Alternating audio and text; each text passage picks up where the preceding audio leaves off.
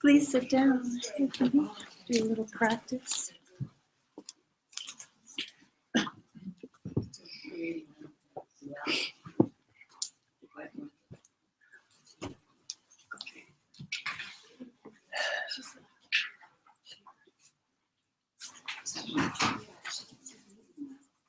Okay.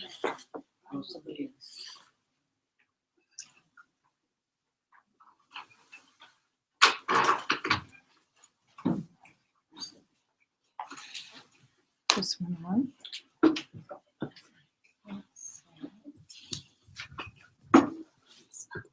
Is this on? Give a little bit of color. Sure. I know that they're having trouble hearing me. Yeah. Like that. Is that good? There's a weird muffle to the sound. I think it runs into your. I think. How's that? Can you hear me? Yeah, Yeah, but but it sounds fuzzy. I don't think it's where it's placed, it's The maybe mic the itself. yeah. All right. Let's just, besides the mic, Let's mess with the dial. let's just take our seats, settle in, touch earth.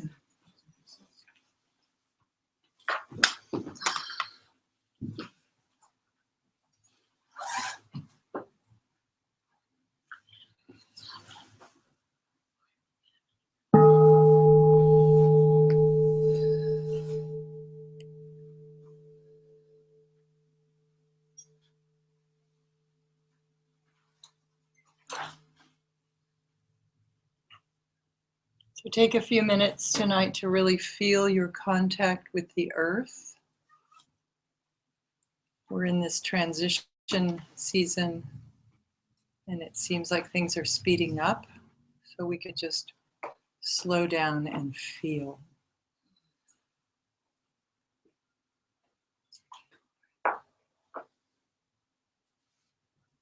Feel into your posture.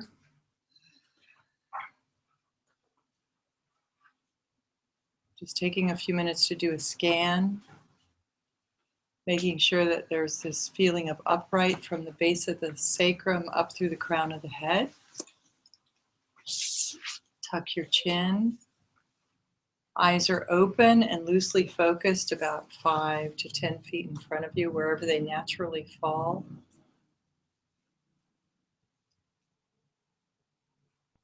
You can see the whole space. They're loosely focused. Your jaw is relaxed. Your shoulders are relaxed. And most importantly, your tummy is relaxed. Just feel into that arrival of relaxation, letting go, being here.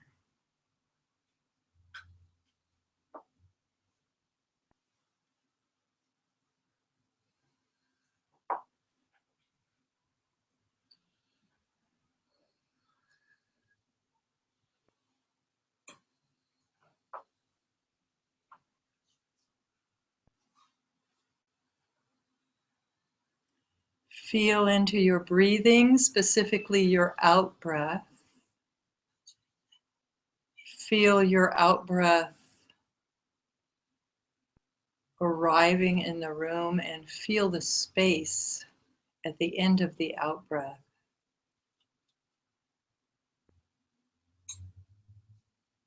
And the in breath is just further space.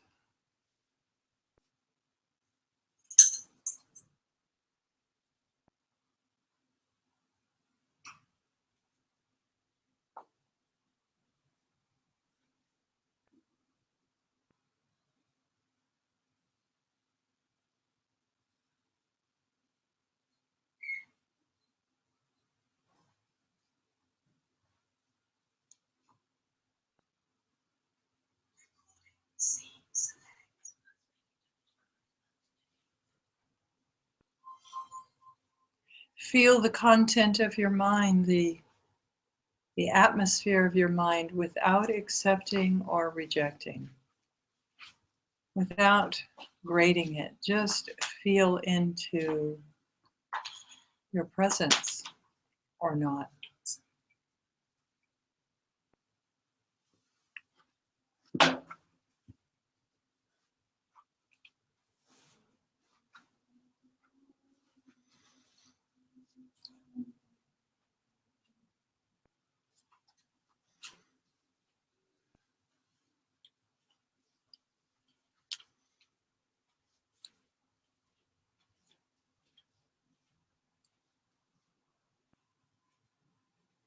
And just feel into the whole package of sitting and breathing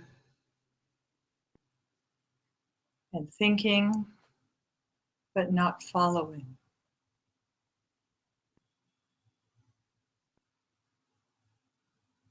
The breath is the anchor to the present moment. The breath and the space at the end of the breath.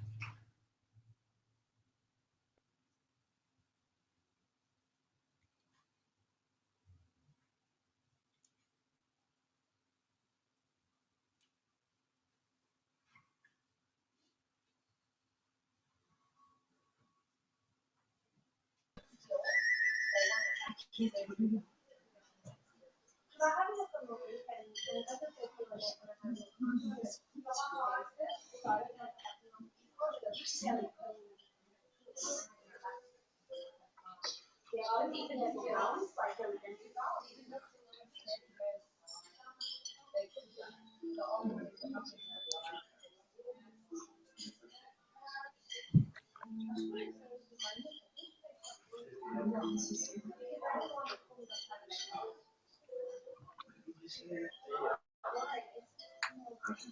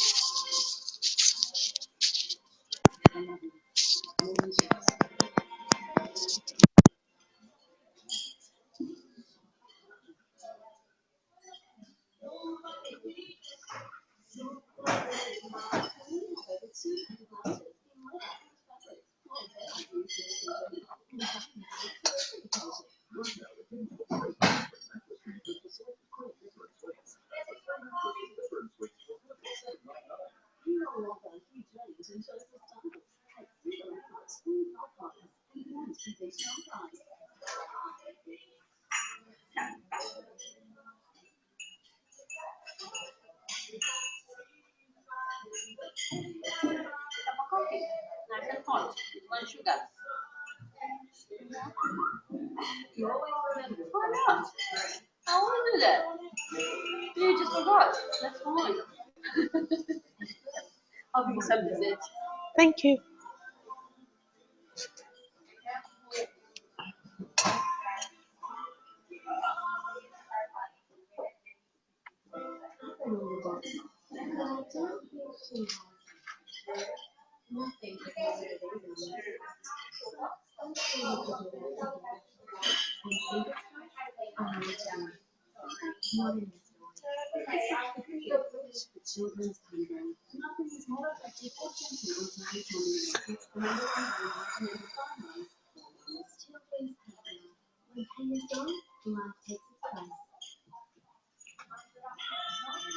Disney's The Lion King must leave Melbourne in October. This is your last chance to experience this landmark musical event. Book now at Ticketmaster.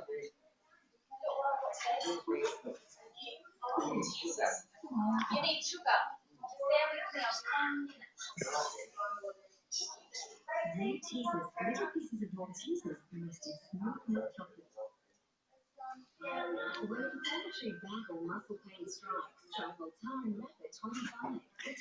She said she needs sugar. I know. Yes, please. I heard you say there was sugar in there, but I'm just telling you. She said she needs sugar. Oh, what's she doing? Yeah, I heard you tell her. But anyway, I'm just telling you what she said. I'll just do coffee. Thanks, love. Mixing, that's fine. Some pudding, Mama. There you go. There's more. Have you got it? Looks like cherries.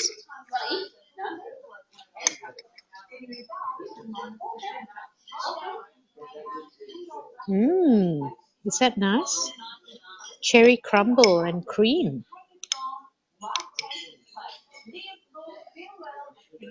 Isn't that lovely? Hello, darling. Problem solved.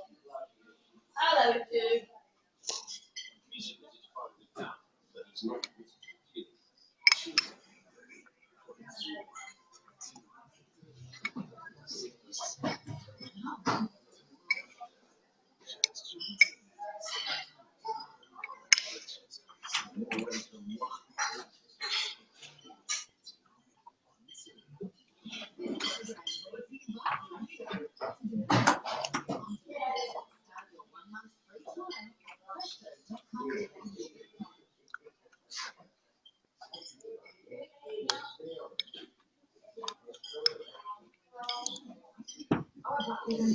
This is still warm. Somebody's just finished making this. No, sorry, Val.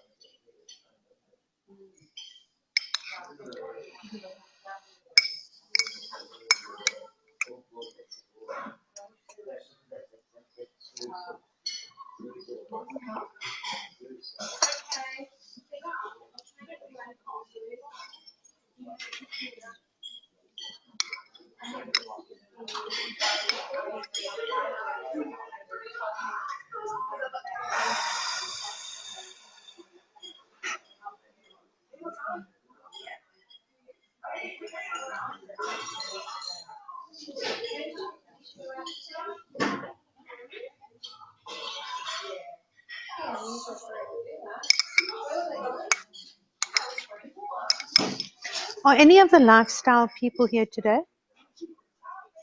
They've gone out for lunch. They've Have gone they? to the RSL. Okay. Yeah, so they'll be back. Because there's like this movie about domestic violence on here. Turn it to something Can you? else. Can you? Thanks. Yeah, last one. I'm just going to double check.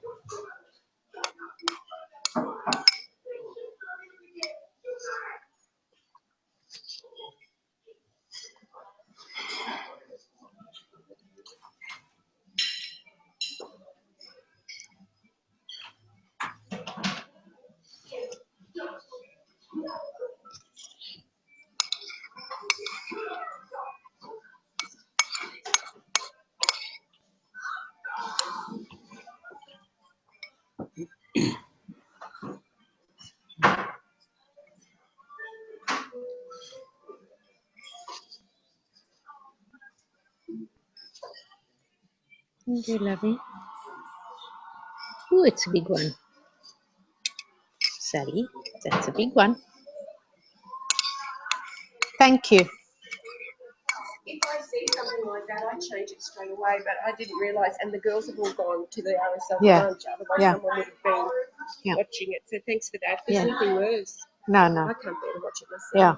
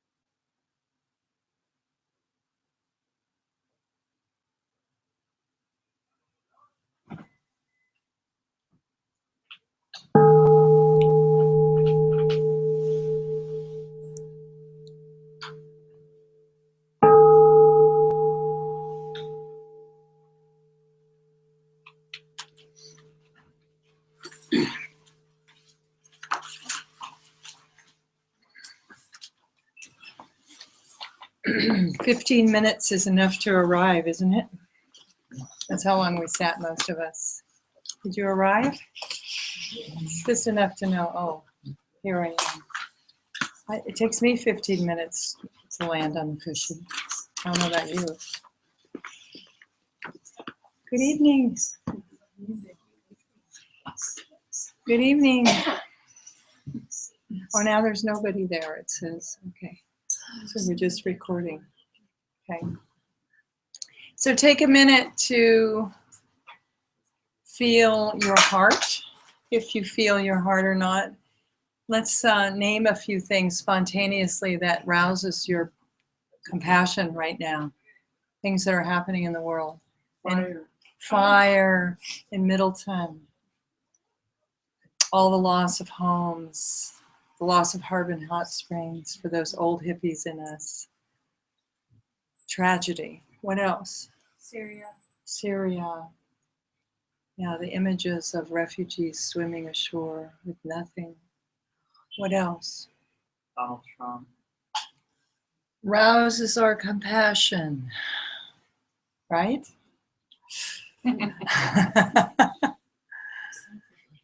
Suffering. What else? Fire in Northern California. All right, fire. Patriotism. Patriotism. Rouses our compassion. Just touch into anything else? Cancer. Cancer. There was a guy stealing a pair of socks at Walgreens the other day. No. The guy stealing a pair of socks needed some socks. Right. Hungary in the wall. Fun. Hungary in the wall. And the wall. Okay. Good. So just touch into the incredible privilege that we have here to sit and listen to the Dharma, that we are not under siege. Most of us have homes that we can go home to. And we're just in an incredible position to hear teachings. Try and find that in your being. And then I'd like to remind you that this class and all that we talk about here is dedicated to Khandrila, the Sakyong Wongmo, who is an emanation of Yeshe Tsogyal. So we can bow.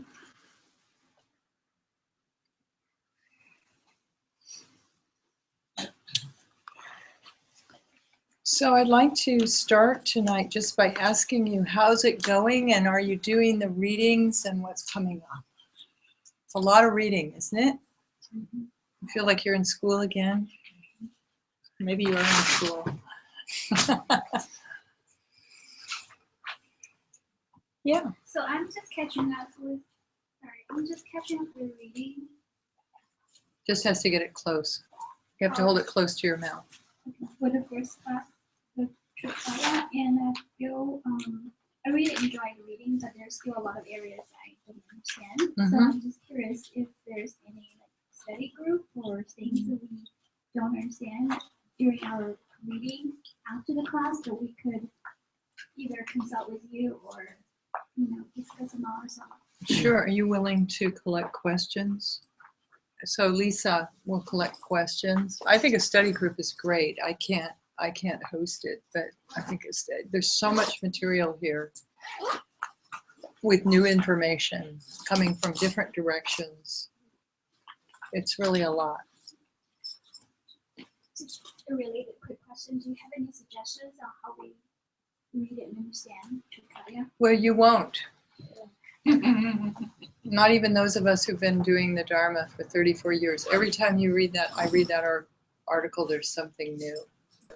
So don't grasp too much. That's my recommendation.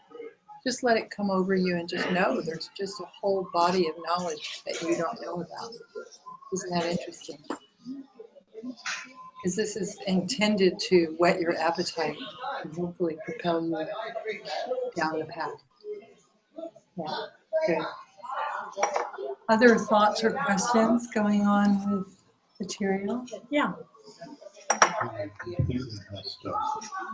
Let's do what? Okay. So normally a bardo is talked about the transition between 2 points. Usually it's talked about the transition between death and rebirth. But there are 6 bardos, which I won't review, but there's all kinds of bardos. The bardo of life and the bardo between moments. But what's unique about Trungpa Rinpoche in Transcending Madness, you should read the first, Pain and Pleasure. He really defines bardo there, where he talks about these moments where that are very intense in our psychological being, where pain and pleasure collide simultaneously. And he's referring to that as an experience of one of the 6 realms of existence. And then the rest of the chapters take each realm one by one and talk about how pain and pleasure, and that's very related to the Song of Realization that we're going through with Yeshe Tsogyal.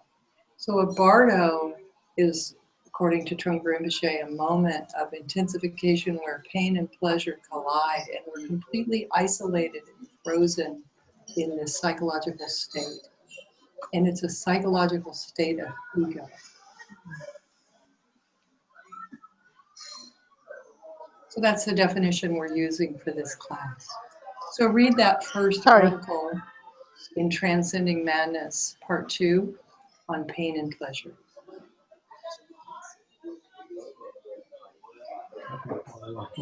Reading that, whether the bardo is a state of between or the actual realm itself. It's the actual realm itself, the way he's talking it, but it's an isolated realm. It's an isolated point in between the flow of moments of time. So it's this moment of intensification. So that's how he's talking about it there. It's very unusual, and he's saying that that's how Padmasambhava taught it. So it's just, getting a glimpse, again, of Trungpa Rinpoche's mind, which is very unbelievable. Saturday. One has to take off their conceptual mind, take off their roof. Did they bring my jacket back? So don't try and grasp it. Because Lynette wrote to me, said someone took it home. So tremendous amount of brilliance. And, the idea is to start researching, like, is that true in my experience? And that's what we're using our class for. Today we're going to talk about hungry ghosts. Well, okay? You're welcome. What else is happening? Yeah. Question with the teach teaching. Mm-hmm. I believe One lifetime. yeah, so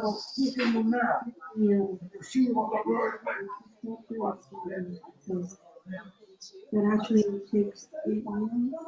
Well, that's not coming from a Vajrayana point of view. So the Hinayana tradition says it takes 3 eons. Is it yummy? to enlightenment. Now I might want to take you for a little walk up to your room. The Mahayana Or says just around the it corner takes here. Yeah. something like 2 kalpas or something. And the Vajrayana says it's possible in one lifetime. So it depends on what view you're looking at. Yeah, but I wouldn't worry about that. Because if you have a goal, you've already lost the game. So. The Vajrayana talks about extreme conditions and uses anything on the path. So there's no time off. And we are a Vajrayana tradition. It's a great question. Thank you for asking. Yeah. What else is cooking? Anything?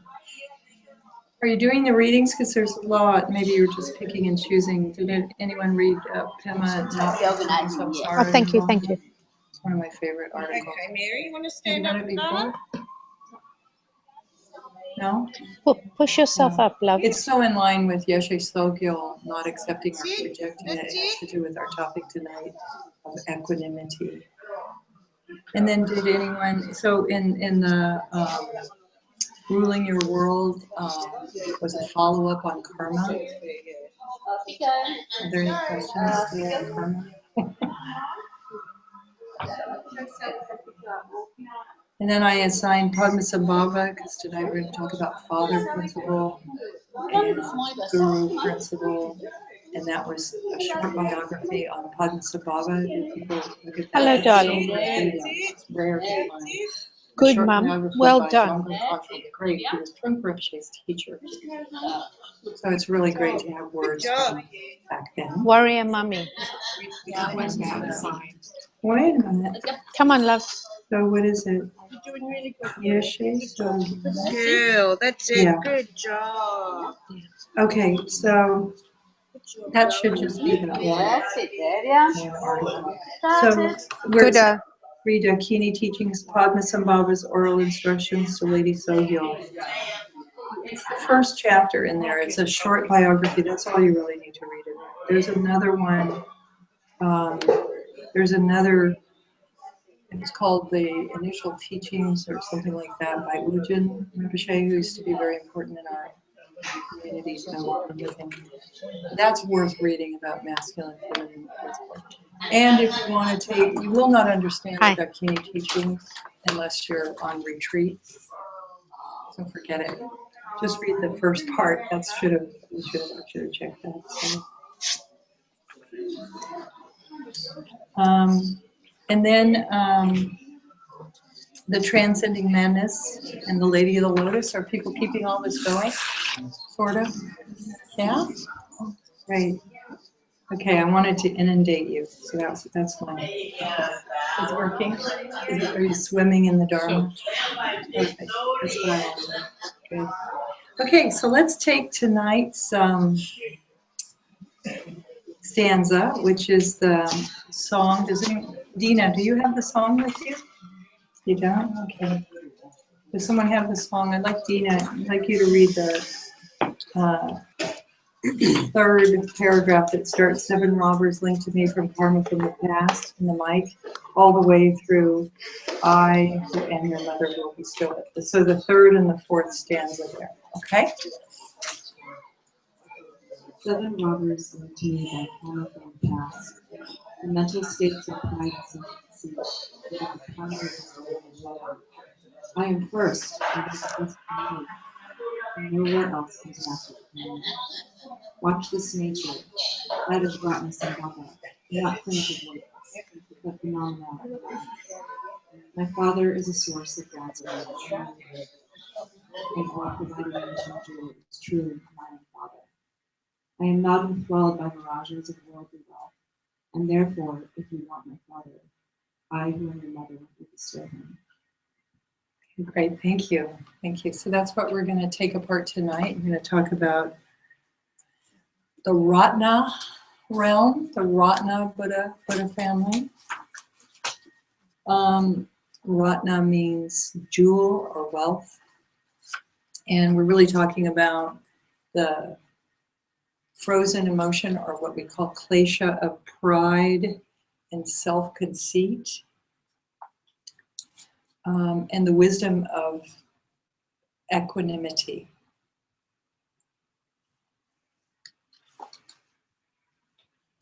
So what's really interesting to start thinking about when we talk about this notion of pride and self-conceit is that it's all driven from poverty, every bit of it.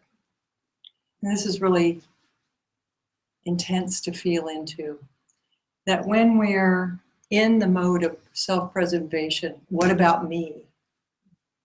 That's mine. How dare you? Get out of my house. You know, whatever it is, however it comes up. I'm driving down the lane today and I'm like, you know, dot, dot, dot. It gets terrible in the car. You know, it's all coming from a place. She says, I am first, I want the best for me. It could easily say, I am last and I don't deserve, I am unworthy. Same exact statement. So I don't know if you can get your mind around that. One is puffed up, the other is deflated. They're two extremes, two sides of the same coin.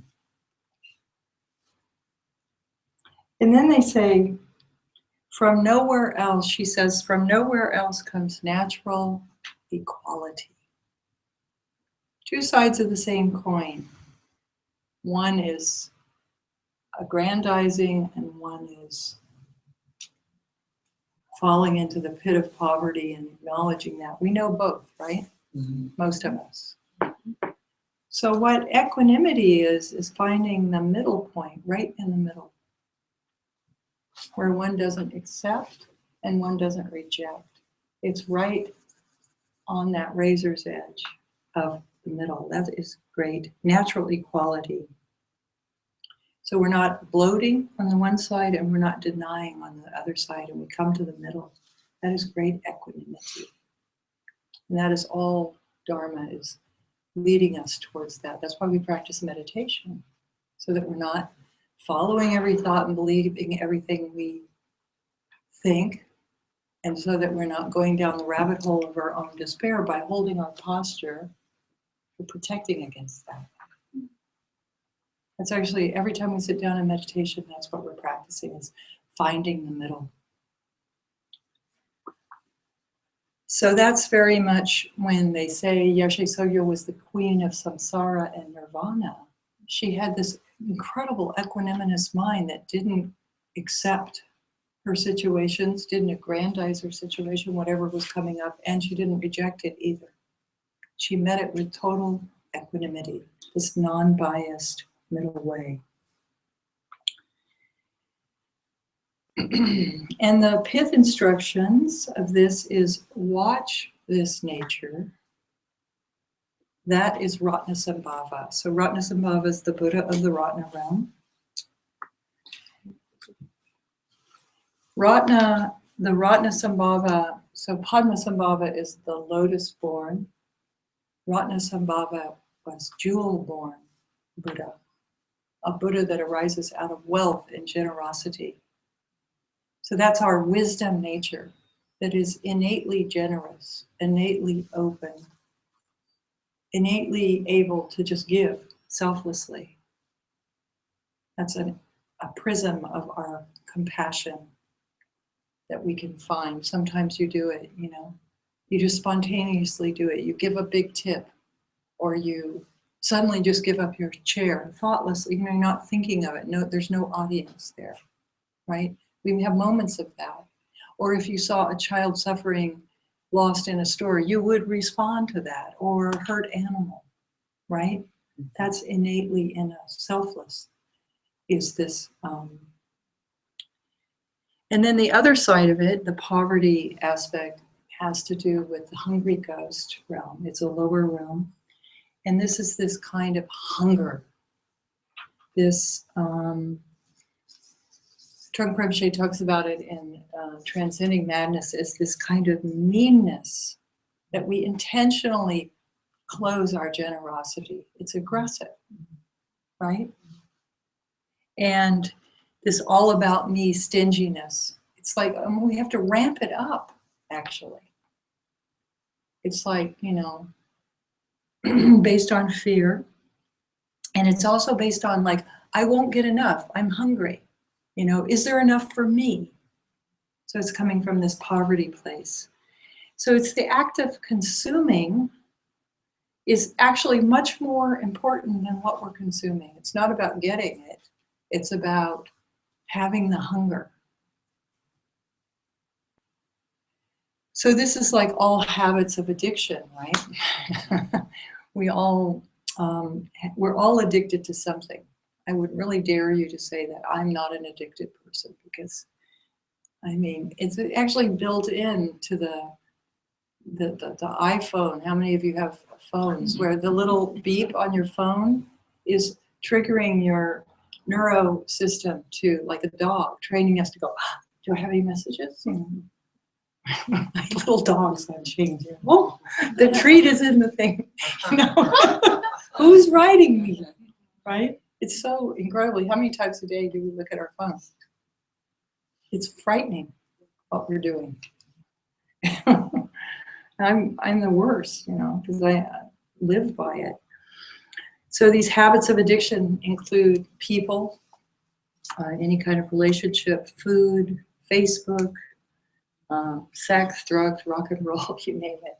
It's just like we can turn anything into a habit that we're hungry for. Any kind of grasping, this kind of grasping is filling up the space. And it adds to the poverty, this kind of itch that you cannot scratch, can't get to the bottom of it because it's all about the itch. So it drives itself. There's no tiger there. There's no contentment. There's no appreciating things as there are. We're so far away from that. We're just on a leash going after our nose. So, and the pain of that, in terms of the bardo state, the pain of that is that the consuming is not enough. Even if we get what we're looking for, there's no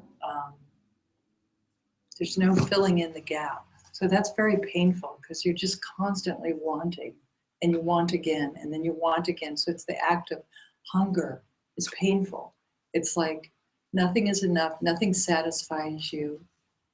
And in the pleasure of that, and I don't know if you all know this, like when you're out for something, I don't know, I can do this at night. I've been really good lately, so. But like, you know how you sneak in and get something out of the refrigerator? I'm alone there, you know, who's watching me, but I'm sneaking as if I'm getting away with something. You know? It's that pleasure of, like, you think you're getting away with something. That's part of it. So this pain and pleasure, you know, traps you in this little constant hunt. And so she talks about, amazingly, the pith instruction here, she says, do not cling to voidness. Let phenomena arise. That's a wonderful thing to memorize. So voidness is, you know, the emptiness of poverty. We often use poverty as, well, it doesn't matter. Or we use Buddhist teachings to say, oh, well, it doesn't really matter. Who cares? Do not cling to voidness. It doesn't matter, this kind of setting sun, letting go, everything. Nothing's real. Who cares? Do not cling to that. Let phenomena arise. That's her pith instruction.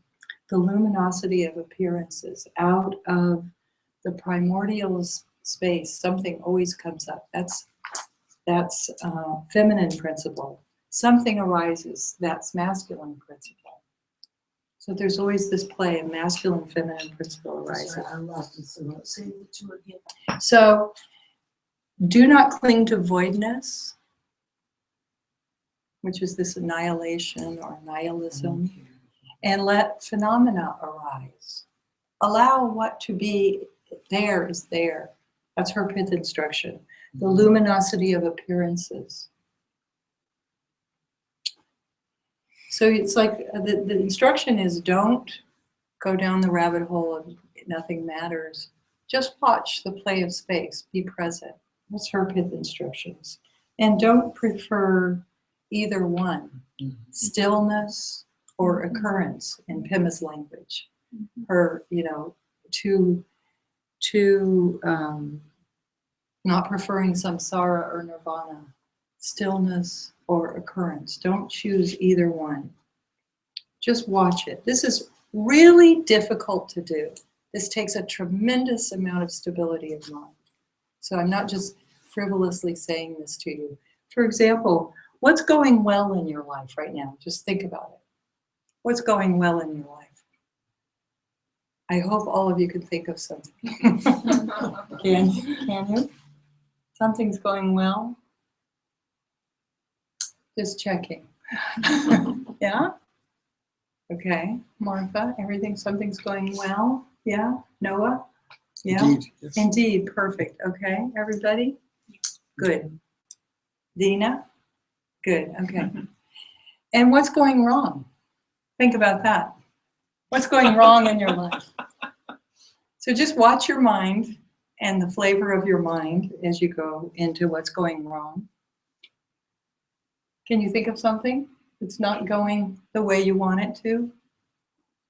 Everybody? Yeah? Which one are you more attached to? Which side of the coin are you more attached to? Because we all choose. Some of us would much more prefer to be tied up in knots around what's wrong than what's right. It's really good to know. I don't want you to do true confessions here, but just notice that. So we're more attached. Some of us are more attached to negativity and some of us are more attached to positivity. And the way you know that about people is listen to their narrative. Their narratives. Oh, things are going great. It's all perfect and la, la, la, la, la. Positive person, you know, or things suck. It's always, you know, na, na, na, na, na, right? And we can switch between those, but it's really good to notice. And we're talking about not clinging to either side. Finding just the play of phenomena. Yeah, you want to ask a question? Good. Please. Where's the mic? Oh, good. Thank you for... Thank you. I'm trying to understand this equanimity, Yeah. or the place between space and occurrence in terms of Bardo. Yeah. Would that be a non-Bardo? Yeah, that would be state? non-Bardo. It would, because it'd be total awake. And so the one reason that we explore the Bardos, I think The realms. Rinpoche, or the realms, Yeah. and the peak experiences within those. I think he said, we can study enlightenment, but we can study what is not enlightenment. That's right. So somehow a study of these opens us up to being able to just look at having awareness of Totally. different ways that we, and so a Bardo arises as a peak Experience, that's within right. that can lead us to this equanimity. Yeah, and or non-Bardo. And when we've studied it, we might recognize it. Yeah. When we're right in the middle of it. That's the point. And it's easier to see ourselves caught in these frozen states of neurosis than it is to see the awakened states. And those happen too all the time. So, you know, we're, as human beings, we're more prone to our suffering. Thank you. Yeah, thank you for asking that. That's a good summary. Why are we studying this? It's really important to ask those questions, so thank you. So this mind of great equality is a feeling state. It is a feeling state. It's not a conceptual state. Those of you that know skandhas, the skandha associated with this is a feeling skandha. It's before language. It's all about safe, unsafe, or neutral. It's unformed. It's not conceptual at all. So this equanimity is a feeling capacity, and we're going to do an exercise tonight that will help you hopefully touch that. So the Bardo occurs, however, when we're not certain, that extreme state, whether we're hungry or not. You know, we're in this frozen, we're just after the hunt. And we're enjoying being hungry. We're enjoying like the fix is about to happen.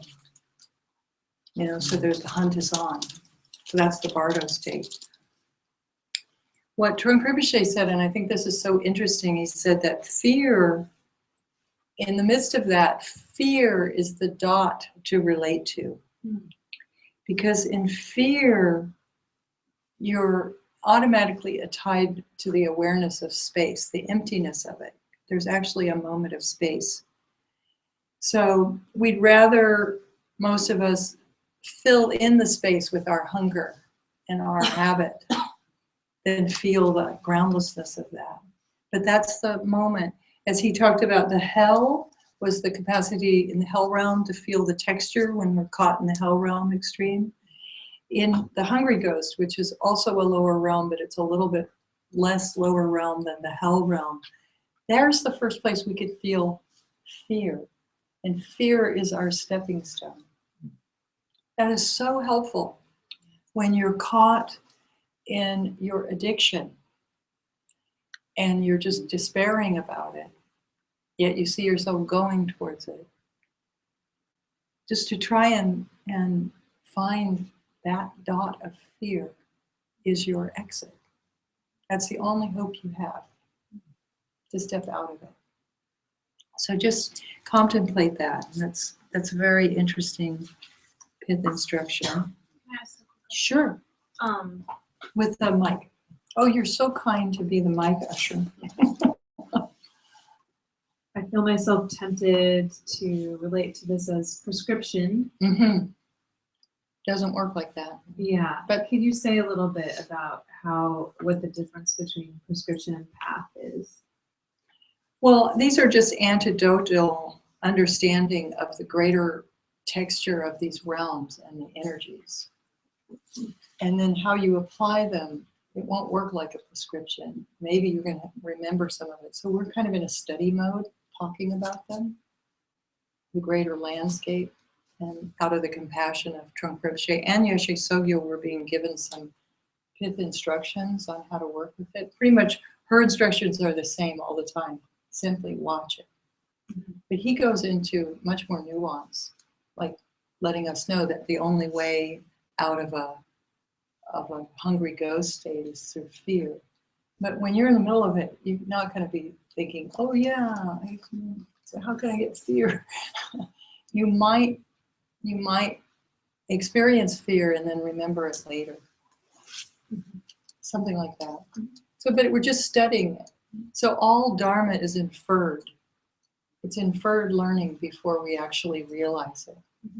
That's how it works. And that's why we have to read it again and again, because we're very thick. We have much more practice solidifying ourselves than opening up ourselves. So, but thank you for asking. Did you have any other questions?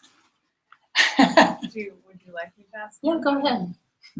Well, she asked me a question outside of class, so I said that's a good question for class. When we were talking about anger last time, I was having a little trouble reconciling how we were talking about it with the way that like Western psychotherapy relates to anger, and this idea that it is something that we repress and need to like release and like let go of. And when we were doing that exercise, it felt kind of like these are the problematic, there's one of two problematic ways we deal with anger, and that's that. So I was just wondering if you could speak a little bit to the dialogue between those two. Yeah, so again, it's a middle point, right in the middle. And the Western psychological world often talks about working through your anger. From a contemplative psychological place, that would be getting rid of your wealth. So, and it doesn't mean that there isn't work to do and that there isn't a good time when therapy would be very helpful for a container to go deeper into what's going on. So one doesn't negate the other. But the view is very different because we're understanding that at the root of our quote, it is, she says in every song, from nowhere else comes. It's the exact same energy. And it has to do with how we hold our mind. So, maybe there are Western psychologies that understand it like that, possibly. But it's a radical, unconventional way to approach poisonous emotions. So, we talk about not suppressing and not acting out. So not suppressing is just what we generally do to manage it, but acting out we think is releasing it. But from the Buddhist perspective, that's just adding more seeds to the karma. So when you start expressing it like with one of these bataka bats or something, that's just adding seeds to your karma, according to the Buddhists. So, it's about finding a way to experience it completely as it is, because when you experience it directly, its nature is dynamic and it will dissolve automatically because there's no there. So it's just a different view. But thank you. I want to keep saying that again and again because it's really a different way of approaching emotion. So thank you. There was a question over here. Yeah. I just got slightly confused at a certain point. that the stanza talked about pride, Uh-huh. and that I thought that was the jealous God realm. No, the jealous God realm is envy and jealousy. The hungry ghost, pride is the hungry ghost. Pride and poverty, hungry ghost, and it's the lower realm. Yeah, and these are subtle emotions that have a lot of similarities, and in each of the realms, all of the 5 other ones are present. It's confusing. So there's the hell realm of the hungry ghost, the jealous God realm of the hungry ghost, the human realm of the hungry ghost, and so forth. I don't get caught up in all that. It's just they have these nuances and they show up in us differently, and we understand energy very differently. So it takes some exploration. Great. Any other comments while we're going here? Yeah, Gilda? So wait a minute, wait for the mic. We're just doing that for this gets broadcast later. It's hard for people to hear. Well, I had a little experience. I didn't get very far with the homework, but I did have this one experience. 2 things. At first, something came up. That idea of that space before you taste something or before you. Yes. So that took place. And then I could feel I was like just on the verge of another hell realm experience. You know what I mean? I knew it was coming. So I said, okay.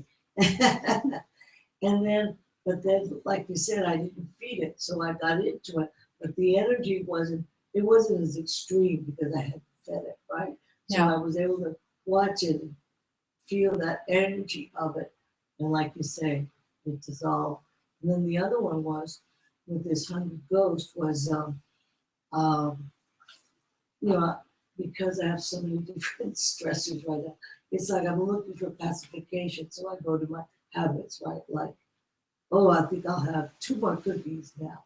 And then I saw, oh, all you're looking for is some pacification. And that's just your mind. Right. So that's great. So you're realm cycling. Mm-hmm. I'm so happy to hear it. And you're watching it. Yeah, that's what happens when you start studying these realms. It's so amazing to see. You see it in others, sometimes easier than yourself. But there's many that, don't see that way, right? So right. Yeah. Me too. I know what you mean. Okay. All right. So she says this wonderful thing. I want to go into this. Try to cover this material a little bit. Oh, this is like 3 talks in one. So I love this thing. She says, my Father is the source that grants me all I need and wish, and all providing wishing jewel is truly my own Father. I am not enthralled with mirages of worldly wealth, and therefore, if you want my Father, I, who am your mother, will bestow him. So I wanted to pass around my wishing jewel. I just want you to hold a wishing jewel. This has been empowered as a wishing jewel. If you get it, watch for what you wish for. So we'll go.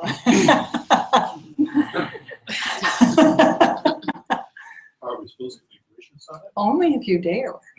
As I said, watch for what you wish for. So as in Shambhalians,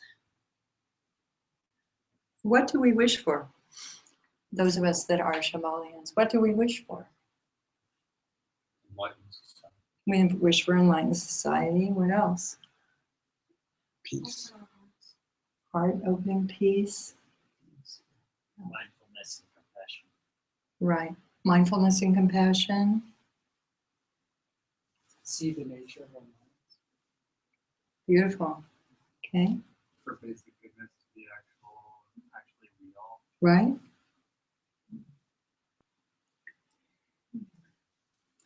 So it's very interesting because these aspirations are the embodiment of feminine principles that only arise in reality through masculine principle. So This is a really hard to understand thing. We often read these chants, whatever mind desires, but it's not talking about what the ego mind desires. It's always pointing to the highest mind that we all possess. And so when I ask you that, what do we as Shambhalians aspire for? It's easy to come up with, that's why we're here. We know that, we have that, we share that together. So she says, and this is so important, I am not enthralled by mirages of worldly wealth. So this is the capacity to, you know, and maybe you are and maybe you aren't. You might be someone, generally there's people in the world who say, well, I'm not interested in wealth, but they've taken a stance against wealth. And that's as being interested in wealth as being uninterested in wealth, right? So that's a really tricky place. You know, some people renounce out of just because I won't, because they're in reaction to. That's just as solid as being caught up in wealth. So what she's really talking about here is the capacity to see all phenomena arising as dream, to see the dreamlike nature, the luminous nature of all phenomena. And this takes some practice. This always begins by turning our allegiance to space. And when Trungpa Rinpoche taught meditation, he really taught very emphatically, as you learn in level 1, to follow the breath. I hope this is being taught. To follow the breath to the end, to touch into that reservoir of space at the end of space. Is that how you learned meditation? Yes. You did. Okay, good. Because that is so important. That is turning our allegiance to the space. Then whatever's coming up in our mind, which is inevitable, is actually just a dream.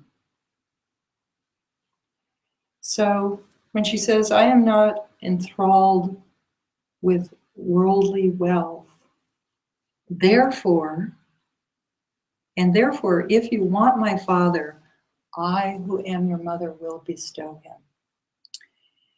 So this has multi-layered meaning. I've been talking about it with a lot of different teachers just to make sure that I'm not, making things up, just because it's really complex. But in the celestial realm of things, before things form, everything is mother principle, space. Everything that is arises out of space and dissolves into space. That is the ground of all. That is prajnaparamita.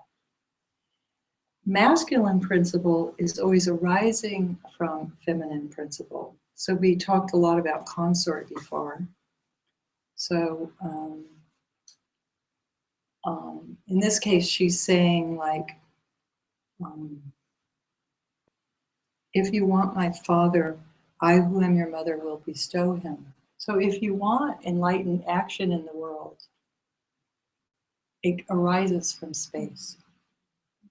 Okay, so that's one meaning. But she's also talking about Guru Rinpoche as her father, Guru. And I think I talked about this a little bit. I think I talked about this in the open house for the Yeshe Tsogyal class. The Vajrayana works with this notion of devotion. And these teachers that offer their lives, this is so completely foreign to us Westerners, because we don't grow up in this kind of culture that understands spiritual teacher. We project our Judeo-Christian ideas on our human teachers and expect them to be saints and gods. But they're human beings who have dedicated their life to being vehicles for our awakening. They offer themselves in pure selflessness to become our opportunity to wake up through selfless love, because devotion is a selfless kind of love. And it's really hard to get your mind around that. And anyone who decides to go to the Vajrayana, most students possibly in the room who haven't been to Vajrayana Seminary don't have to worry about that. But if you choose to go and take a teacher on, whether it's through the Shambhala tradition with the Tsogyal or whether it's another tradition, this taking on a teacher is a huge thing, a huge, completely counterintuitive thing. And for the teacher has to choose that too. So I actually had the incredible good fortune of traveling with the Tsogyal right around the period he was really choosing this. Because he had to choose it. You know, he was destined at birth. He was told by his father, you will land the Shambhala Dharma. This is going to happen. And then he had his human life where he had to actually choose to do that. He's an extremely shy man. He's a very private, shy man. And, you know, and right after his father died, there were a lot of people coming at him with swords and knives about how the community should be and what he should do and who he should be and how he should be. And he took refuge in robes. He took refuge in robes and he lost a fourth of the Sangha. He changed the meditation instruction and he lost another half of the Sangha. You know, every time he took a step forward in manifesting as a teacher, there was just this shock wave of coming back at him. So that was very tough for him to take that on. And now he is doubtlessly in his seat going forward, and doesn't matter, you know, it's happening. But he can't do it without those of us who are utterly and completely devoted to him. It's not a one-man show. It's a complete collective. And that has to do with this feminine principle and masculine principle of devotion. And the other thing that this stanza talks about, which is really important, is if those of you that read the biography, did any of you read the short biography on Padmasambhava? So it's like, okay, he lived 3,600 years. He was 1,000 years in India. This mythical visionary guy who sprung out of a lotus, right? What do you do with that? Just curious. Let's use the mic. Yes. I stand in awe and amazement. Yeah. So you have some connection to Padmasambhava, heartfelt connection. Why?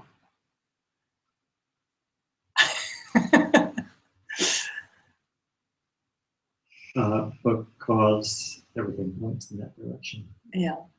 Well, we wouldn't be sitting here if it weren't for him, right?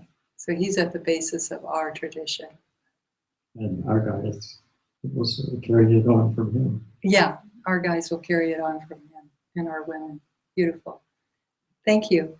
So, you know, this wisdom figure saint, born of a lotus, miraculous, is made of wisdom, who has been, his story has been told again and again in such a way that it creates a wisdom namtar, a wisdom story of realization.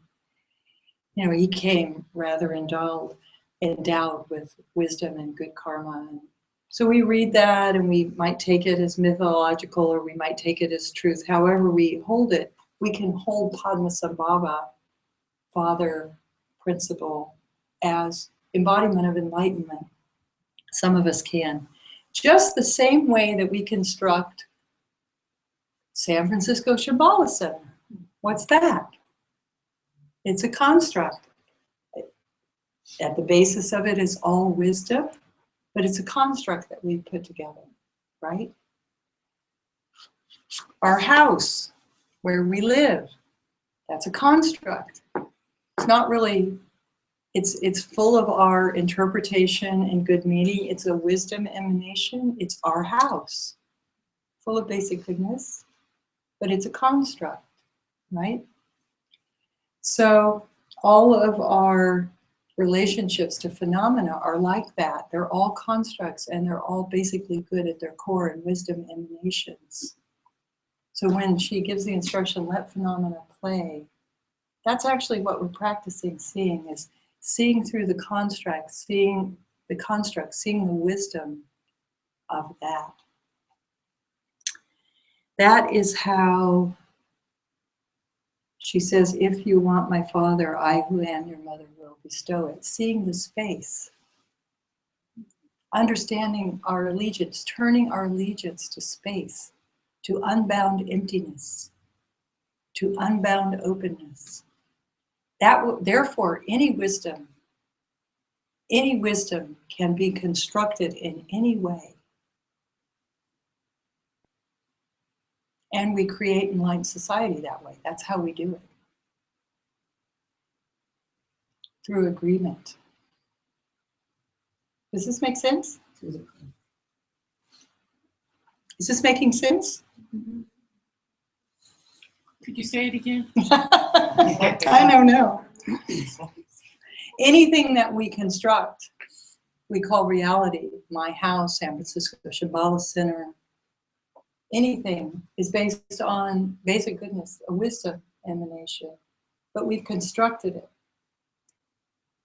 So to know that we've constructed it and understand that it's just space, it's a dream, it's an illusion, it's a momentary phenomenon in play, is the way in which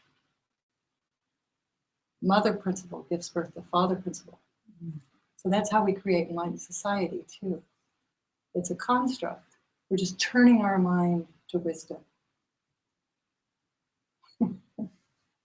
Does it make sense?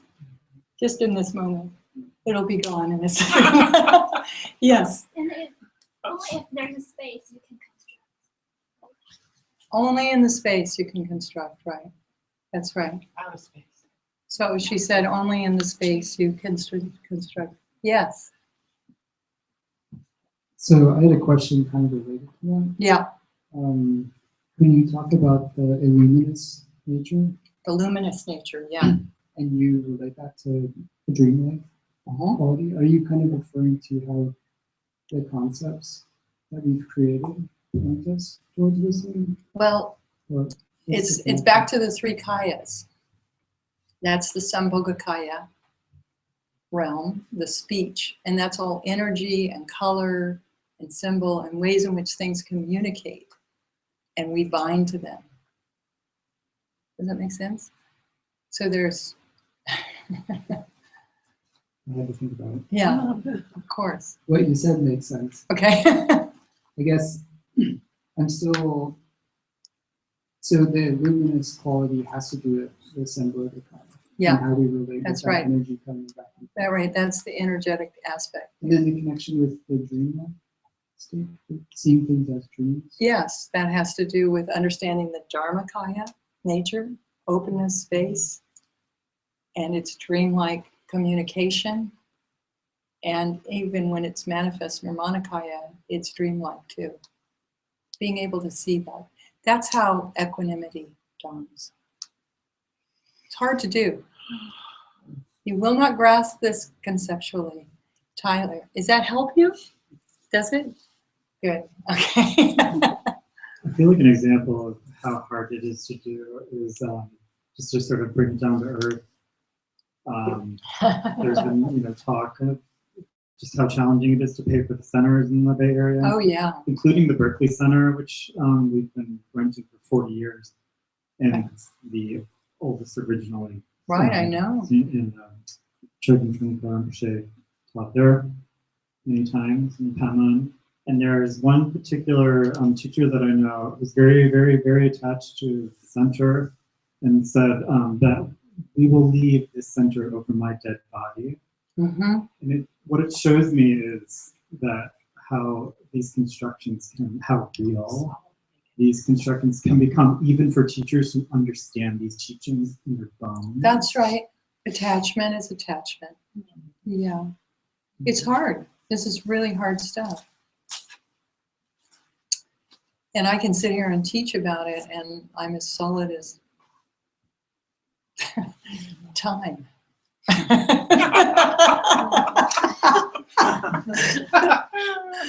Good.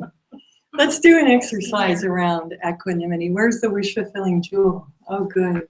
Okay. Or let's take another couple questions so it can get all the way around. Oh, good. So this question goes back to the questions you've had around how does it sit with the kind of the mythical stories of birth, like Padmasambhava and Yeshe Tsogyal. Yeah. And I hold it a little closer. Oh, sure.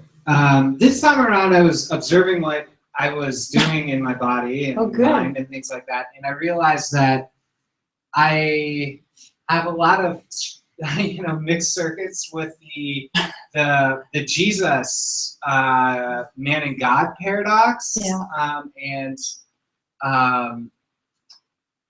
That's a little unnerving to me insofar that I do see these like Padmasambhava and the miracles piece. Yeah, the miracle piece. Like they have to be humans, right? Yeah. But then they're fabricated out of like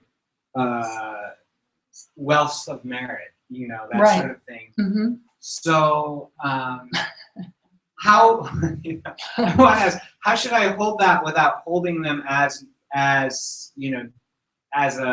strange version of Jesus for me? You know what I mean? Well, I don't know how much you want to answer this, but what's your relationship to Jesus? That's a good question. I'm still figuring that out. I have taken refuge vow within this community, so that's one aspect. And I did, I was baptized as a child and as a teenager in Christian traditions. Right, so you hold both traditions. A little bit, yeah. Interesting. Yeah. What do you feel about Padmasambhava? Oh,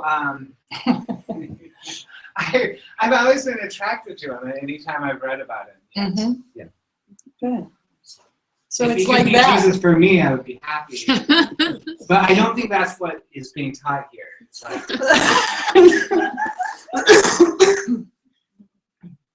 it could be because I don't know what your construct of Jesus is. If Jesus was a great bodhisattva. Padmasambhava's qualities is he was the, and his attributes is he was the remover of obstacles. That's what he's most phenomenally known for. Mm-hmm. So he did that in his pacifying, enriching, and magnetizing and destroying ways in bringing the Dharma to Tibet. But just like Trungpa Rinpoche brought the Dharma to the Western world, the Tibetan Dharma to the Western world, he had a lot of conquering to do with the hippies. And you can go on the chronicles and spend hours reading stories that are quite miraculous. Phenomenal. I mean, one human being in 16 years. It doesn't make sense.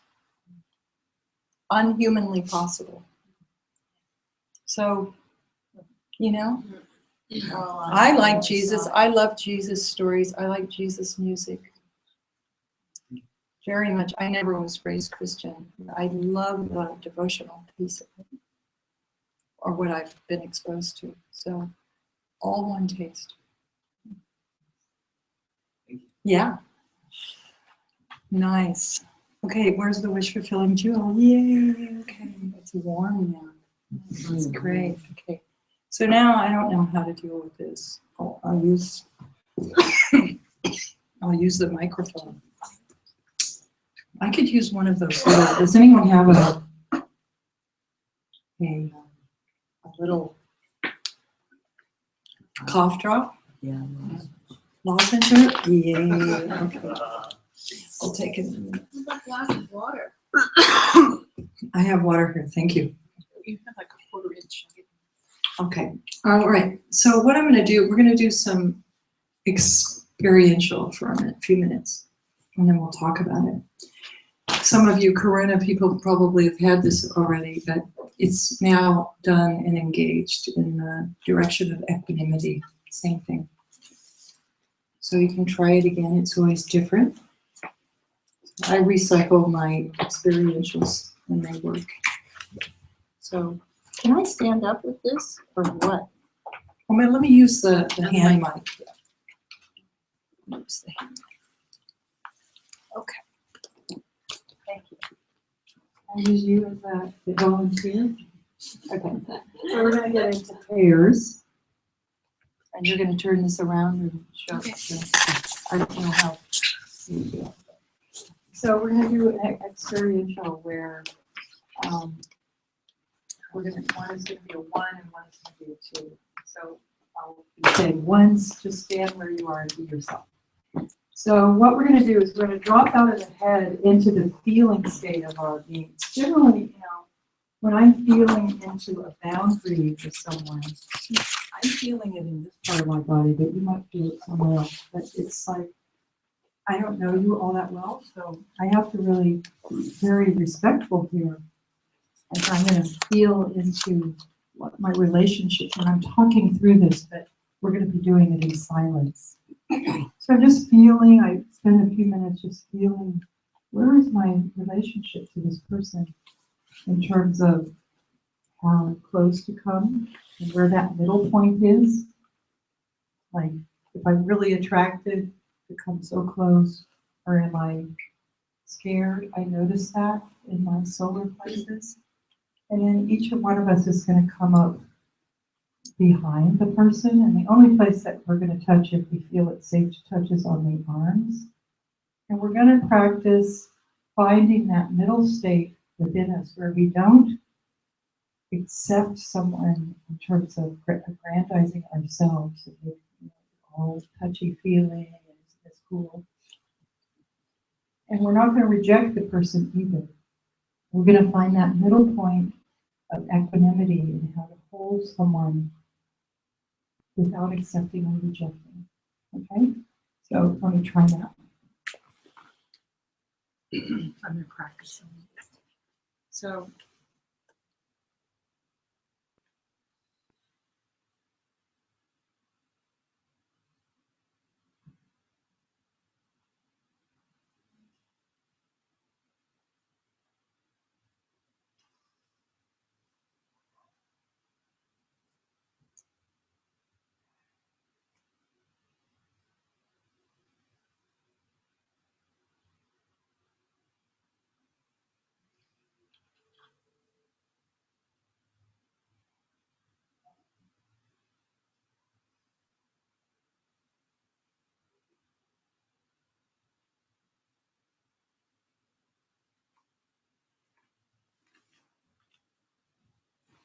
what does that feel like?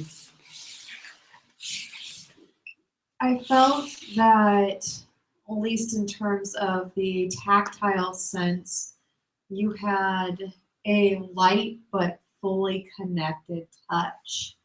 And there was a certain element of both physical and spatial warmth. So that there were a couple of different layers, and there was no aggression or hesitation. That there was a respectful feeling into the space for you. Thank you. Thank you for doing that. So it's hard to put words at this.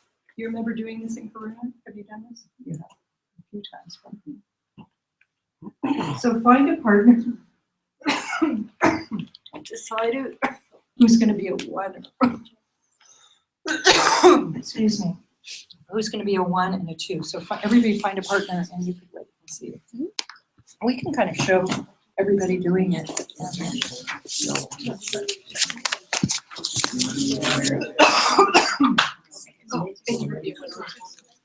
And you want to stand in the space, and you want to have enough room to walk around your partner. So decide who's going to be a 1 and who's going to be a 2.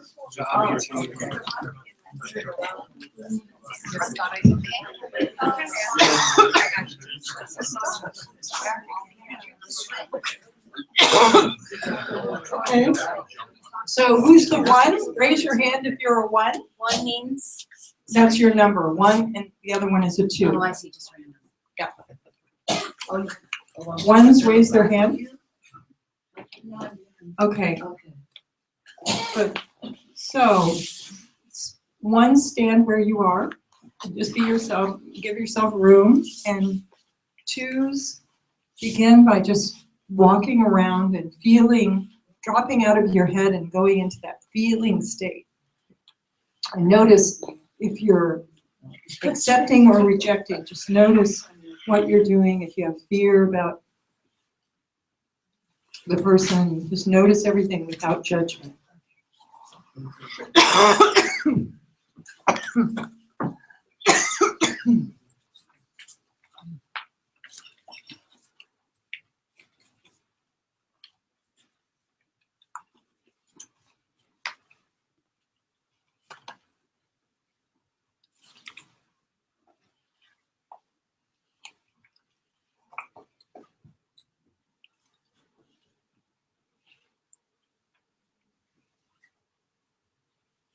And then when you feel comfortable, come around to the back of that person.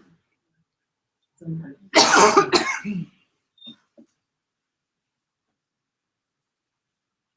if it's appropriate, you can put your hands on them or beside them, whatever feels right, to find that equanimous spot where you're not confirming yourself or them and you're not rejecting them. There's a very middle point. Just see what you feel. And then just stay with it until I ring the gong.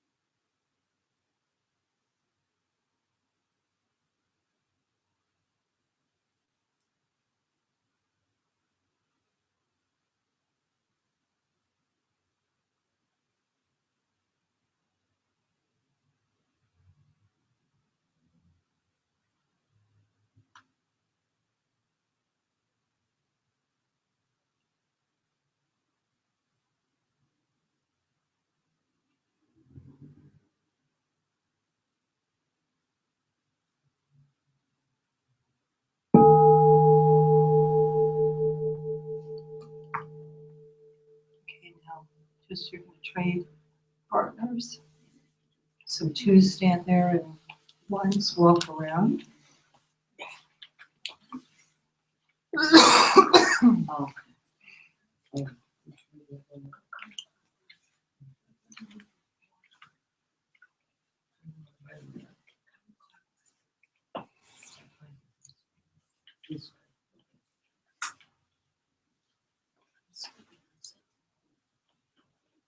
Maybe Gilda, you just do the holding part and not do the walking around. Yeah. That's better. I have an idea.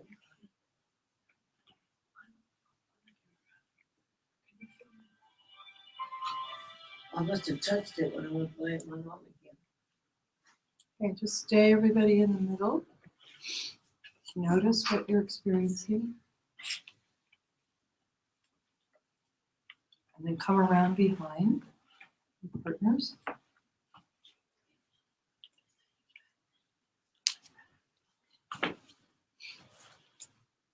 And then when it's appropriate, if it's appropriate, then you can hold them in equanimity without accepting or rejecting, just practicing that until I ring the gong.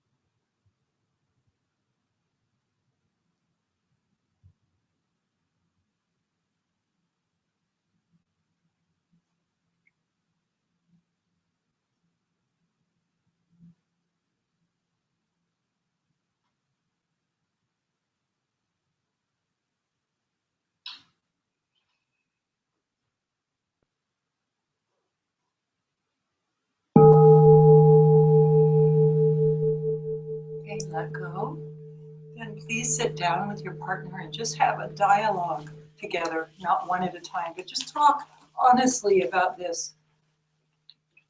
What you felt, what you could feel, what you couldn't feel around this accepting and rejecting. Just have a conversation.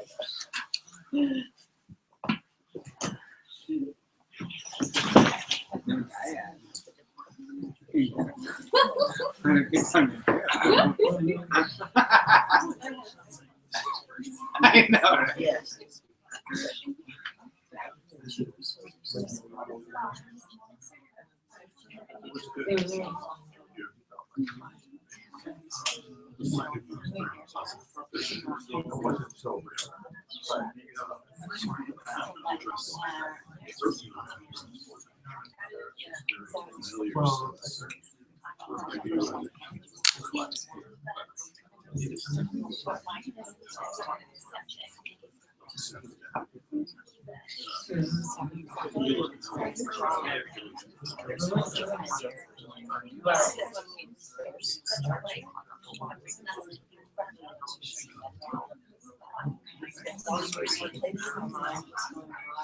Yeah, I think I observed like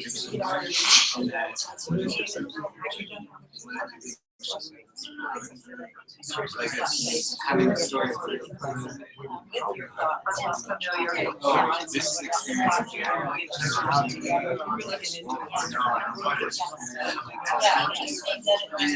I discovered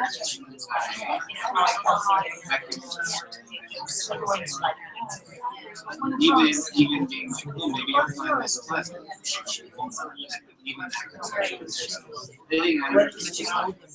all the summer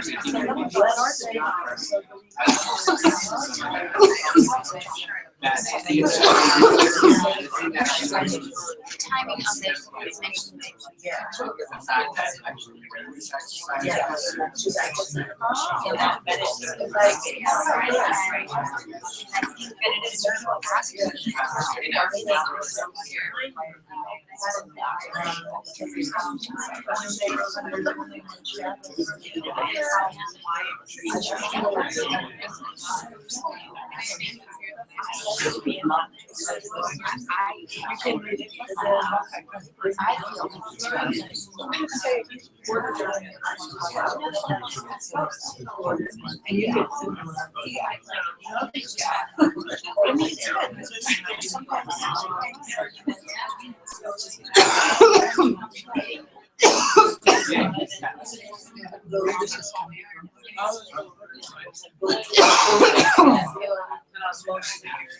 And then that changed.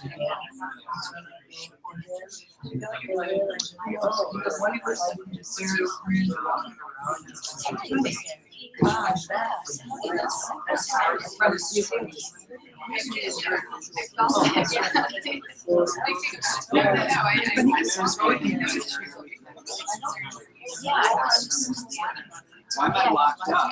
Like there was like a sense of being locked up. Neither except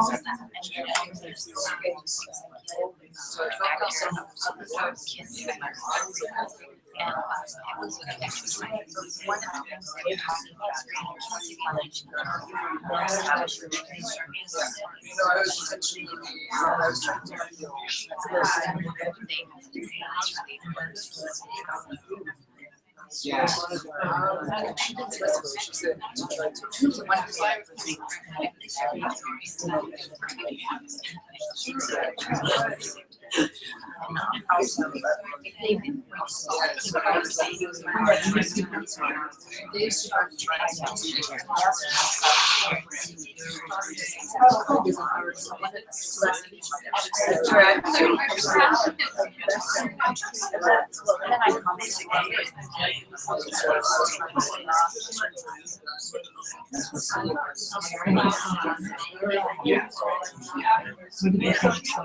Yeah.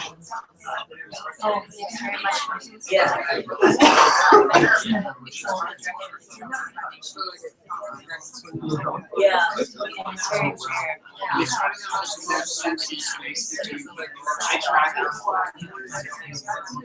I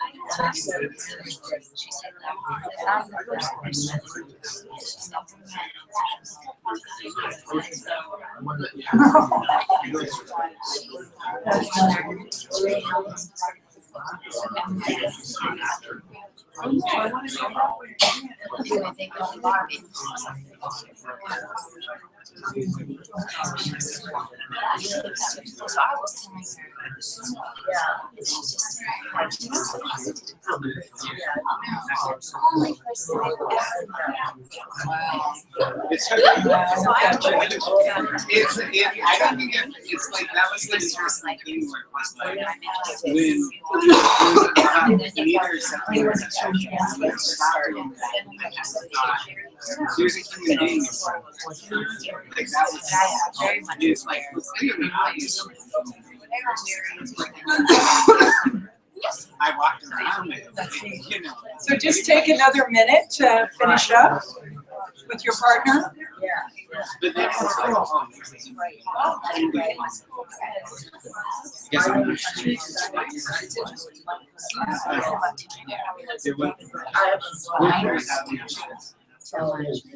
Maybe you're gonna be one of these scholars.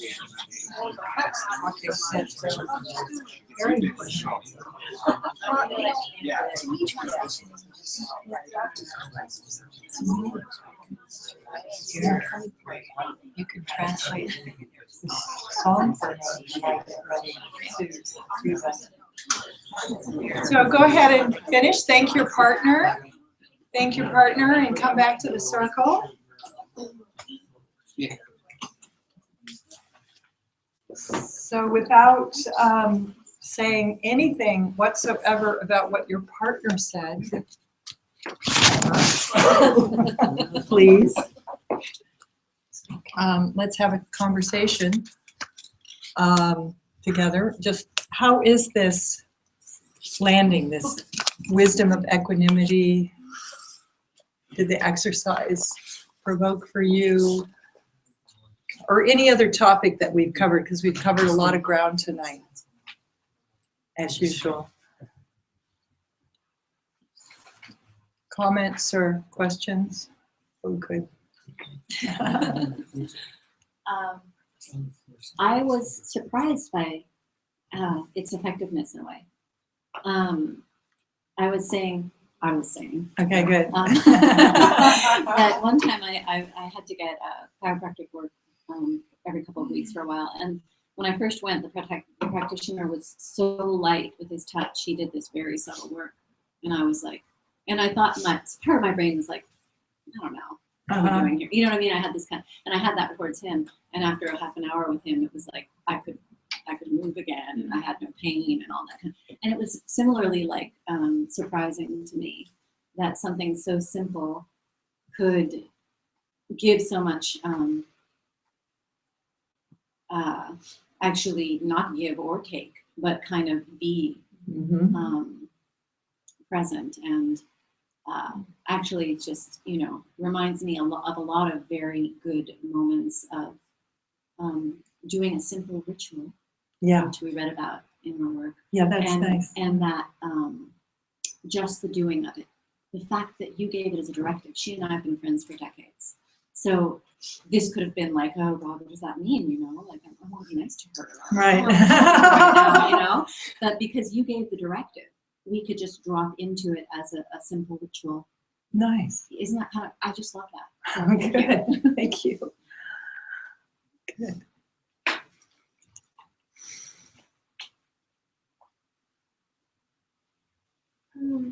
I kind of thought that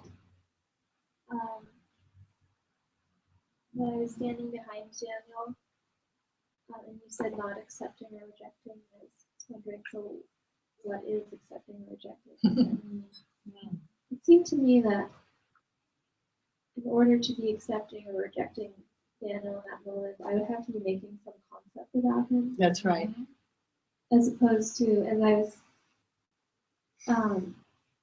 and so I noticed that I made kind of a large circle around him, which is kind of feels very much like it has nothing to do with him, but it's rather my habitual reaction to other people or even existence. And once I stood behind him and I put my hands on his arms, that kind of became irrelevant because I was noticing just the feelings and the shifts and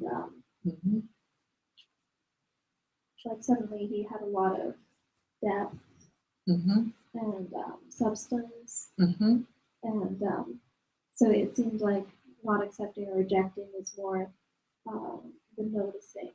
Beautiful. Of those. Yeah. What was happening. Yeah. And being with it. Yeah, so sometimes when we hold people or we touch people, it's about me, right? I love you. You're so wonderful. Don't you love me? Right? That's often the nature of touch. That's called accepting. Or, kind of blowing it out. Or there's this fear.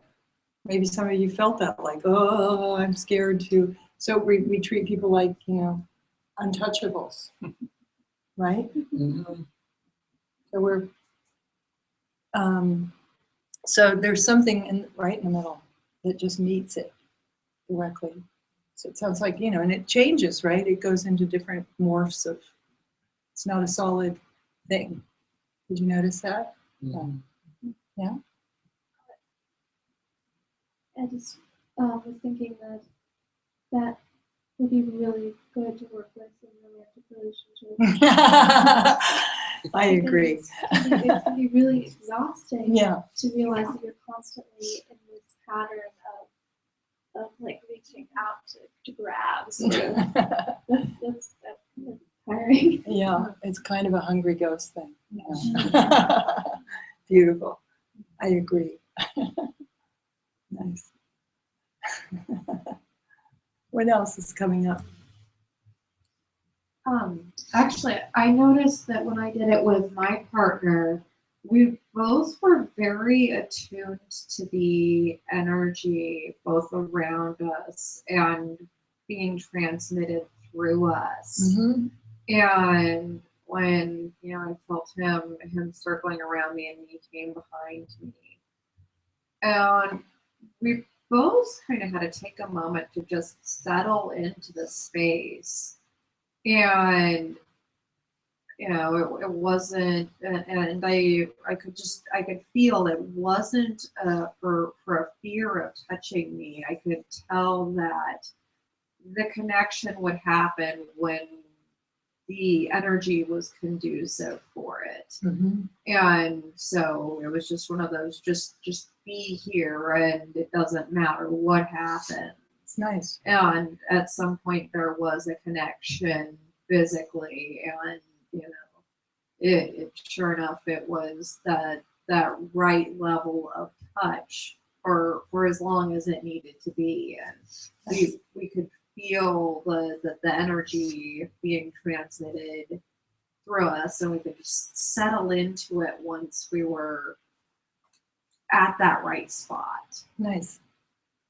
And I bet it felt different from when I was behind you than your partner was behind you. Absolutely. I commented, in fact, that it was quite the difference between the two pairings and how the two dynamics were different from each other. Right.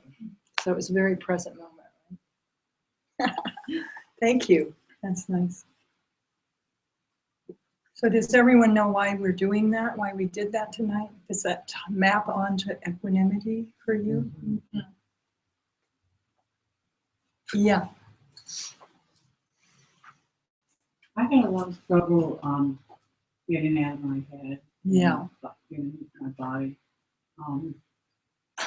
But I don't think I could do it really at all. I kept trying to think, okay, what is my body feeling like? But my mind kept going through trying to analyze why I was feeling very accepting towards Tyler. And I could not be accepting. Huh. I could not. There's, of course, no rejecting feeling at all, but the accepting was just this accepting feeling that I couldn't even try to push away. But it's so great that you noticed that. That's the exercise. And I thought of all the reasons why too. That's what my mind was doing. I kept thinking, like my son's age.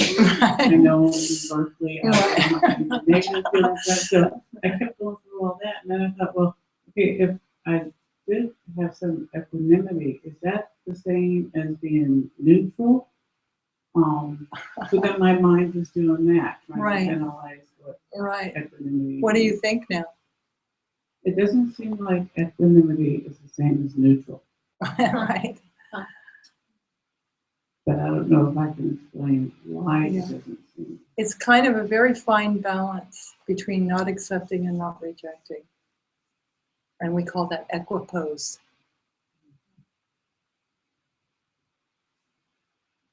So, it can't be thought through. It has to be felt. And probably the place you have felt it is in your practice when you're meditating and you're actually relaxed and your mind might be thinking, but you're not necessarily following it. And you're not pushing it away. Have you ever had that experience? Mm-hmm. That is equanimity.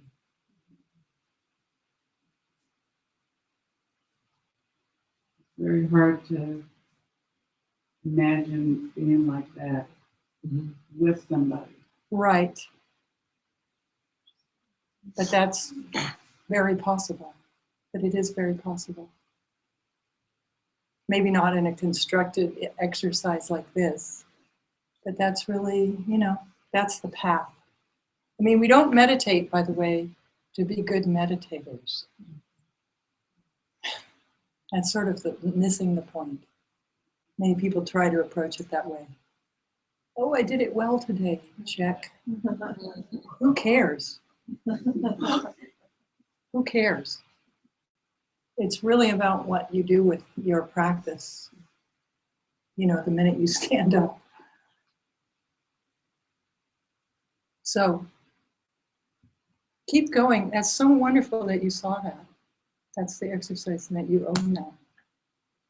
Yeah. Take one or two more comments or questions. Comment. That was a really wonderful experience for me, and similar to what Jerry was saying, it felt for me like an energy flow going back and forth, and it really wasn't. It didn't feel like there was a lot of thoughts or concepts going on. It was really just. I closed my eyes when I was in both roles, and it just was this flow of energy.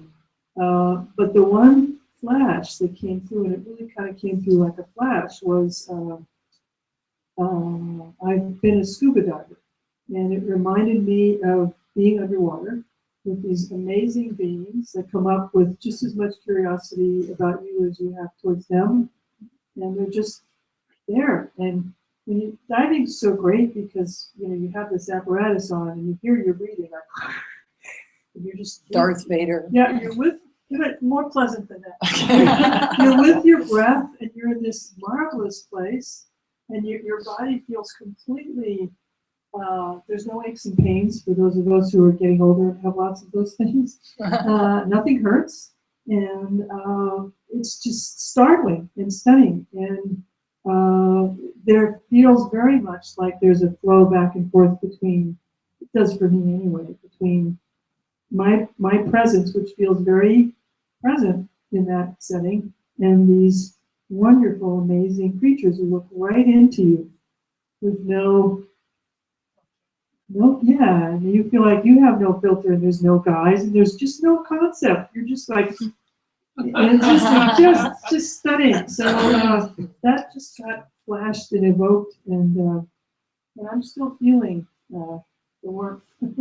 Beautiful. Yeah, it was really nice. And I wasn't expecting that. I almost always like, oh, another exercise. So stick with me. Thank you. Good, Dina. You know, I love it when you talk. I was noticing when I was surfing Rwanda that I had a very hard time finding equanimity, that I found myself wanting for her to feel safe, for her to feel. And then when I was holding our shoulders and you said on that, not accepting, not rejecting, because I felt a flash of aversion. Okay. And that I didn't want to feel that toward her. I wanted this bias that I want to feel goodwill or and so, and then I realized, like, yeah, I want everyone to love each other. And so that was just interesting to me. That's so well said, because actually true compassion comes out of equanimity. True capacity to feel with comes out of that equanimity when we're not busy managing it, right? So that's actually where we engage our heart. You might have felt that tonight, that your heart just naturally connects without a storyline, the warmth you talked about. So that's just know that that's where that goes, but you can't get it. It's not a recipe. So yeah, it really is practicing that great equality. But thank you for noticing it. It's so good. You know, and the invitation is through the week is to see how you're managing that. You know, we have biases constantly, and especially with our partners, you know, we want to manage that space a lot. The people we love the most, right? Children, you know, the whole thing. It's just amazing to practice. So carry this equanimity practice. You know, invite you for the week to, along with your readings, to just feel into it in daily life, what that is, how that is. Yeah. Take one more, sure. A couple of people, neutrality and equanimity came up, and then this kind of reading. A little closer. This curiosity idea. And I wonder if you think that possibly, I mean, this is just an idea, it's just words, but like, does curiosity differentiate equanimity from neutrality? To be curious. Presence, I would say, because curiosity has a more active thing where you're getting curious about, you know, which is a good thing too. But or would it maybe even to be questioning, to not assume? It's more like not knowing. Yeah. Okay. Not knowing. More like not knowing practice. Yeah. Yeah. Take one last comment or question. So when my partner and I were practicing, the first part of the exercise, which is walk, run, and feel, none of us actually felt anything. Mm-hmm. So we were both curious about what's that? Yeah, what's that? Well, there is a sensitivity that you can develop that is a feeling capacity that is constantly feeling your relationship and your boundary to others. So that just tells me that you haven't exercised that capacity. But you know, some people are so attuned to that, usually people who've had trauma, that they walk in a room and they're constantly feeling whether they're safe or not. Right? So it can be a highly attuned capacity, or it can be a capacity that we can't feel at all, or somewhere in between. So that's a really good one. So, you know, it's very different. Every space you walk into and everybody you meet, every single person in this room, you would have a different feeling towards if you walked up to them, because everybody's such a unique manifestation of energy. So we don't feel about each other doesn't mean we won't feel No. It's just a capacity that's either awakened or not, and I wouldn't give yourself a hard time about it. It's just great that you notice it. I just felt like if, as if I'm walking to a museum and appreciating a piece of art. And that actually, I kind of makes me start thinking about sometimes when I'm in close relationships, either it could be intimate relationship or friendship, I could be too objective. Yeah. Too like. Yeah. It becomes an object. Yeah. That happens too. Right. That's very common.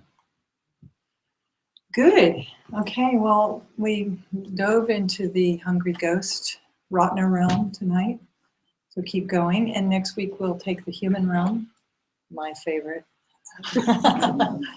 So very nice that you keep going with the reading at whatever rate you're doing it. You could do this class however you like. I love the idea of getting questions. So Lisa and I are in constant contact. So if you have questions and you want to email them, please do so. And I can try and figure out ways to weave it into the talk if you don't want to even bring it up.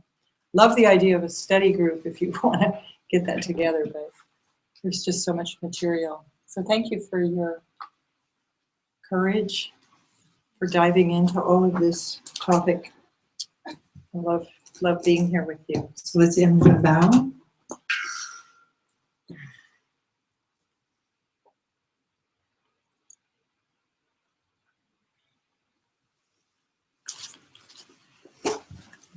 Here's a mic.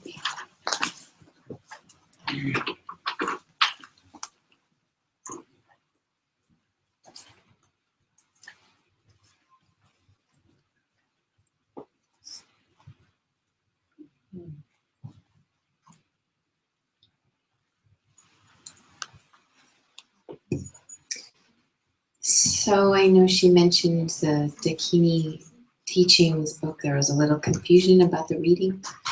However, they arrived for all of us who ordered them. So you can come see me in the office after. And then also, if you have any questions, go ahead and email them to me. Okay, and I'll get them to Melissa. Thanks. Good night. Thank you.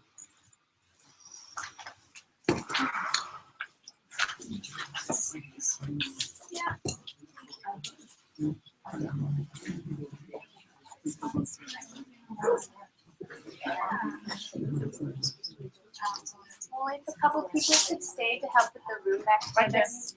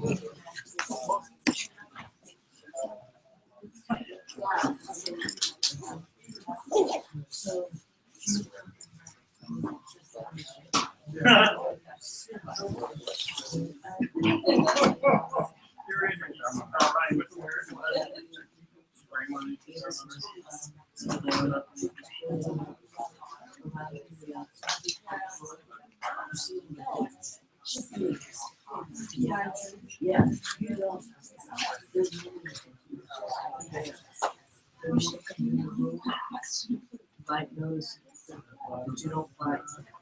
They get them. That was the grab.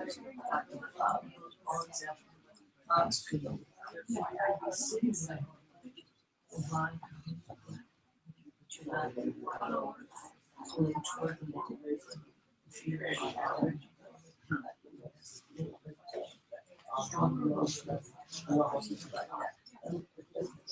so, yeah.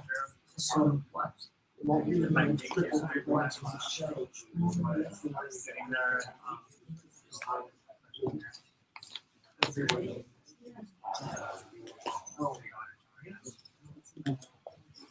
It's off, right? Yeah.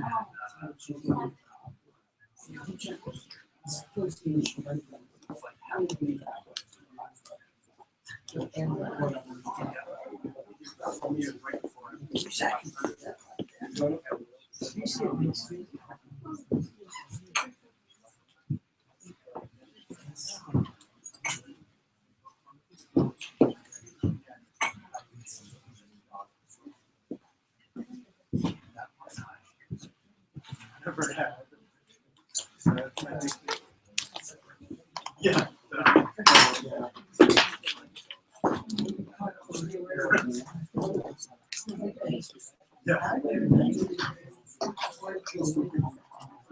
Right, as you get out, your turn.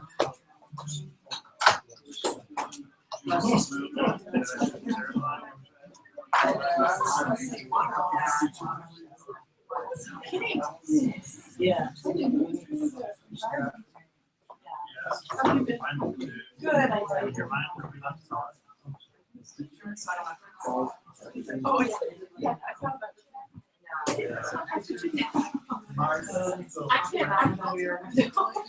no, nothing was happening except for my awareness. I realized